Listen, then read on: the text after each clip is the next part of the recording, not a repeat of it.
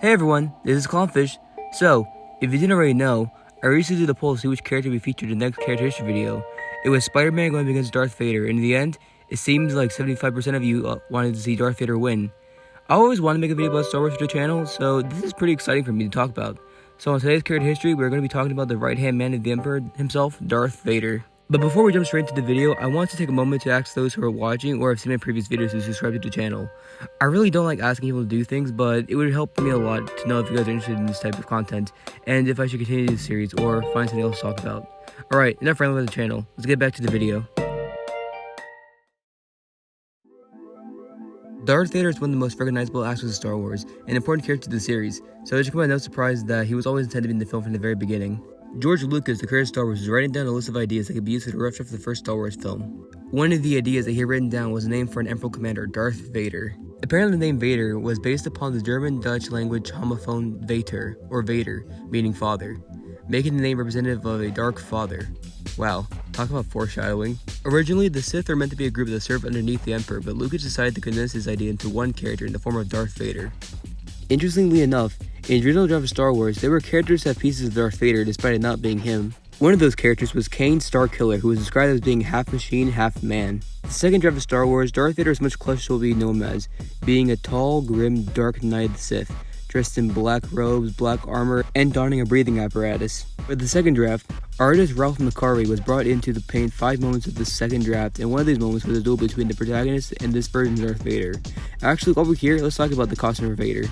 While Ralph McQuarrie was responsible for the costume design for Darth Vader, it was costume designer John Mallow who was given the task to bring the costume to life.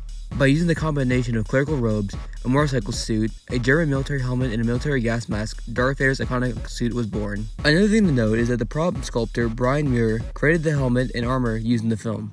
Another thing commentators have pointed out are the significant examples of Japanese influence on Star Wars, as evident by Darth Vader's samurai-inspired costume design. It is stated by McQuarrie that Lucas' artistic direction was to portray a malevolent figure in a cape with samurai armor. As for the actor who wore the suit, bodybuilder David Prowse served as the physical actor for Vader. Note how I say physical because Prowse did not provide the voice for Vader. Credit for Vader's iconic voice would go to James Earl Jones.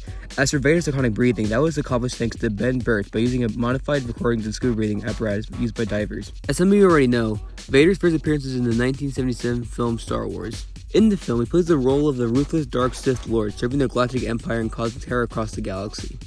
During the events of the film, he and Grand Moff Tarkin are tasked to find a Death Star plant, a massive super weapon that can destroy a whole planet. Throughout the film, Vader is his presence and does some evil things, such as standing alongside Grand Moff Tarkin and destroying Alderaan, and he even kills his former master Obi-Wan Kenobi. He even joins in on the fight at the end of the film when the rebels attack the Death Star. He is successful in destroying 3 rebel ships, and almost fires at Luke's ship until Han Solo fires at his ship and sends him spinning out of control. After his appearance in the first Star Wars film, now commonly known as Star Wars A New Hope, he would go on to appear in the film's 2 sequels, The Empire Strikes Back and The Return of the Jedi. In Empire, Darth Vader plays a much larger role and serves as the main primary antagonist of the film. It was also in this film that was revealed that Darth Vader is actually Luke Skywalker's father, something Lucas had planned on revealing since the very early draft of Star Wars. In Return of the Jedi, the character of Darth Vader was rarely explored, and by the end of the film, he is redeemed by saving his son from the evil Emperor Palpatine. After the original trilogy, Vader would also appear in the prequel trilogy as Anakin Skywalker. In the prequel trilogy, audiences are given the chance to witness the rise and fall of Anakin Skywalker and eventual transformation into Darth Vader. Outside of film, Darth Vader has appeared in TV shows, comic books, merchandise, and literally in the best video game ever made.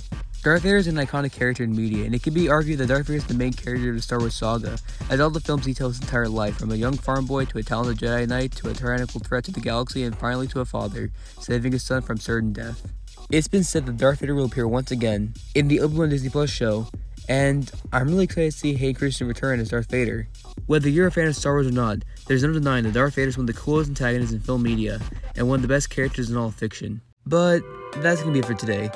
I hope you guys enjoyed the video, and I'll see you next time. Take care.